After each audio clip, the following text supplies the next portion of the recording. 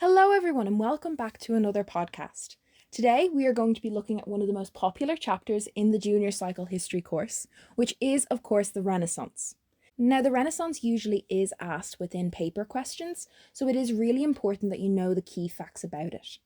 But that's not too much for this chapter. We need to know why Italy was the main centre for the Renaissance. We need to know the differences that it brought about. And then we need to know 4 key personalities from this chapter. So, without further ado, let's get started. So, when we look at the reason of why Italy was the main centre of the Renaissance, there are 4 main reasons that you should know. The first one is the influence that came from the ancient civilizations based in Italy. So, we are looking at ancient Rome and then across the water at ancient Greece.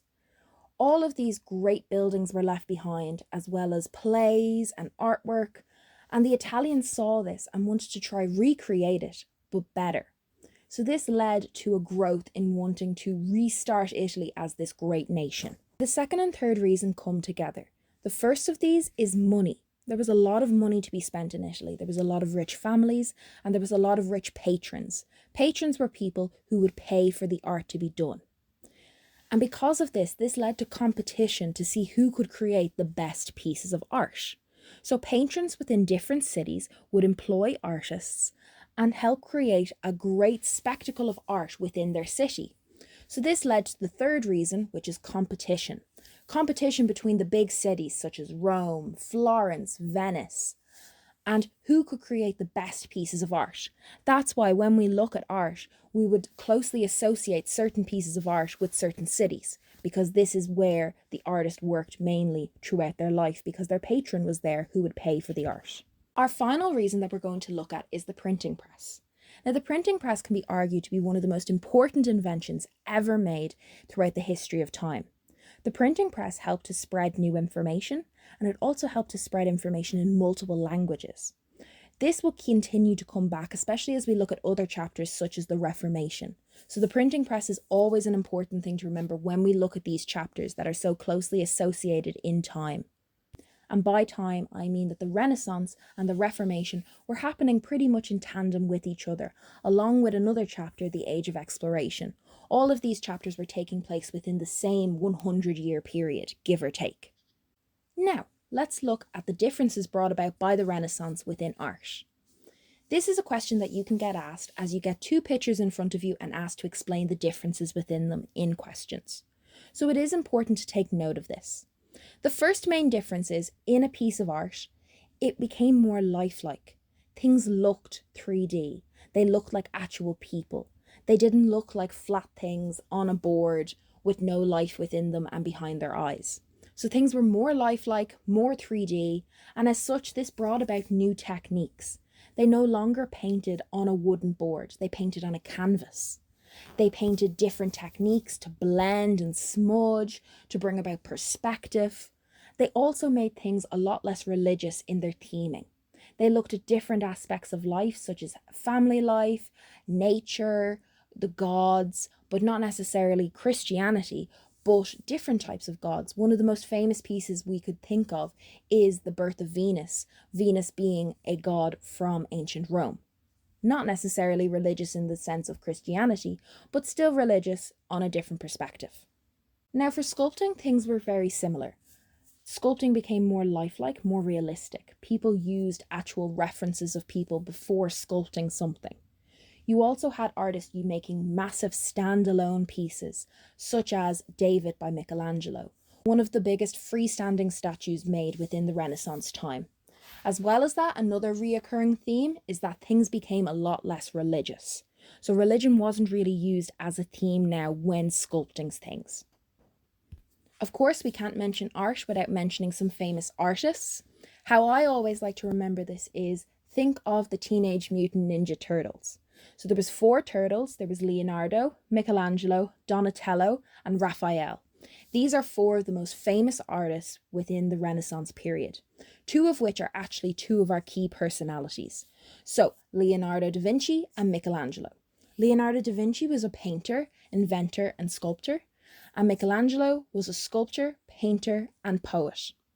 Of course, we know Leonardo da Vinci for his painting of the Mona Lisa, as well as inventions of early airplanes, tanks, parachutes, life vests.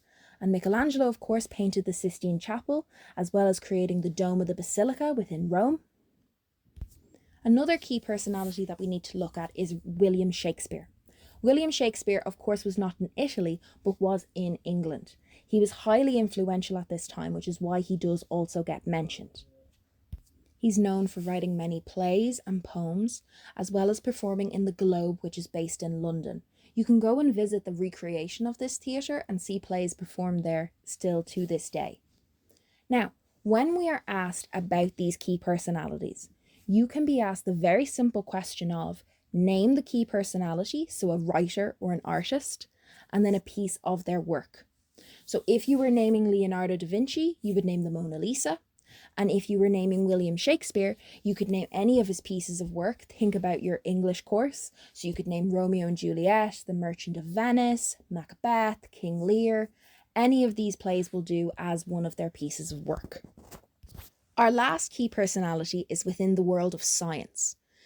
This is Galileo Galilei, an Italian man, so we are going back to Italy for this. He discovered many things about our universe, as science was an ever-evolving occupation within this time. We had the study of anatomy becoming more popular. People would dig up dead bodies to examine them, to learn about the insides, how the veins work, the arteries, the organs. But Galileo was more into the science of the world.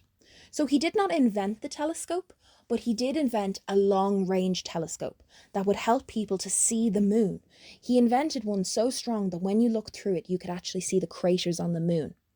He discovered that Saturn had rings. He discovered many things about stars. He also discovered and invented a new type of thermometer for taking the temperature. So a lot of inventions today come down to his discoveries. Now, unfortunately, he did have a run-in with the Catholic Church, in that he proclaimed very loudly that the world revolved around the sun, which is true, rather than the sun revolving around the world, which is what the Catholic Church believed at that time. As such, these loud proclamations earned him the title of being a heretic from the Catholic Church. He was put on trial and he was told to either apologise or be burnt at the stake. Terrified of death, Galileo renounced all of his discoveries and all of his findings and said that he was wrong. He was then placed on house arrest for the rest of his life, and he did no more inventing, no more discovering, and it was quite sad really, because all of these discoveries that he had made were true, but the Catholic Church scared him into being silent. So why do we still learn about the Renaissance? Well, we learn about the Renaissance because it brought about so many new ways of thinking. New art techniques, the printing press helping to spread ideas, new sciences, new discoveries. All of this new knowledge and this new learning led to people wanting more. And this is where the next two chapters come in the course, because the Renaissance led directly to the Reformation, the changing of religions within Europe, and the exploration of the world from people such as Columbus, Da Gama, and this you'll see as a direct correlation when we go into the next two chapters. So, I hope you've enjoyed the Renaissance just as much as I have. It's one of my favourite chapters personally. Hopefully, I will see you in the next podcast when we start to look at the world of exploration. But until then, like, comment, subscribe, you know what to do. Anyway, thank you so much for listening, and I will see you in another podcast. Bye!